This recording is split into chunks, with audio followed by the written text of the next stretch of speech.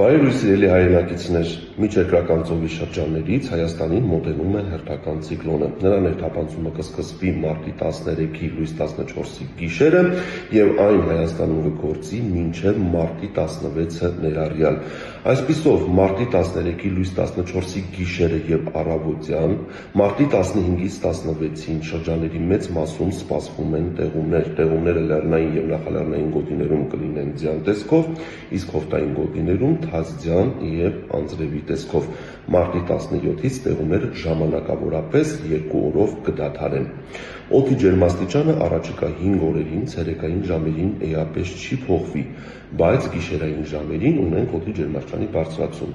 Այսպիսով, մարտի 14-ից 16 ընկած ժամանակահատվածում այսօրվա համեմատ օդի ջերմաստիճանը հանրապետության ողջ տարածքում գիշերային ժամերին կբարձրանա 7-ից 10 աստիճանով եւ արդեն մարտի 15-ից սկսած հանրապետության հովտային եւ նախալեռնային գոտիներում գիշերը օդի ջերմաստիճանը կլինի 0-ից բարձր, տատանվելով +2-ից +4 աստիճան տաքության սահմաններում։